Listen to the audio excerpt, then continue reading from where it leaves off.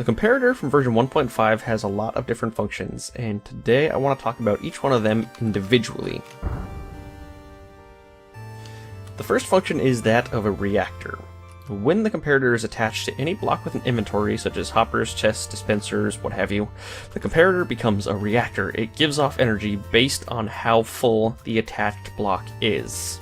An empty container gives off 0 blocks of power, and a full container gives off the full 15 block charge, the same as a redstone torch or a full lever.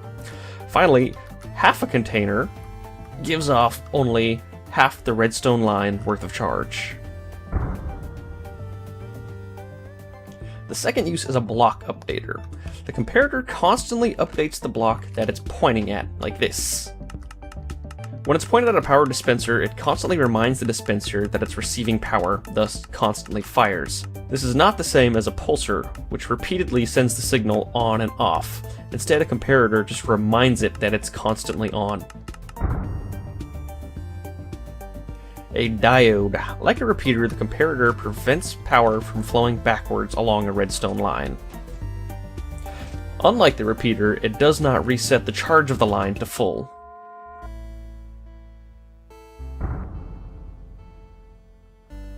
The comparator also has 2 different modes and 2 inputs. One in back and one on either side, which is technically 3, but both sides do the same thing, so we usually only need 1. Everything we've mentioned until now operates no matter what mode the comparator is in. The mode is switched when you right-click on the comparator. We'll call the rear input A, the side input B, and the output C. In any mode, the comparator continues the line from A to C like this.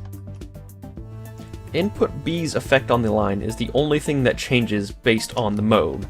However, because input B is currently not charged, it has no effect. Another use is that of a comparator. When the torch is down, output C stays on unless the power from input B is shorter than the line from input A. If input B is longer than A, like we're doing here, output C stays the same. Now, I feel like I'm probably losing you, but just stick with me for a little while longer and I'll go over the last mode and then tie it all together with an easy to remember metaphor. A diminisher. The strength of output C equals signal A minus signal B. Right now, there is no signal B, so input A remains uninterrupted and continues for the duration of the charge. However, if we were to send a weak signal to input B by placing a line with a distant redstone torch, like this, we will have a weak effect on the output. Notice, these blocks of redstone are no longer charged. Output C equals input A minus input B. We can also use the first concept, a reactor, to send a very weak charge. The more full the reactor, the stronger the effect on the redstone line. Remember, a very full reactor has the exact same effect as a single, very close redstone torch. Now for the metaphor that should make this all easy to remember.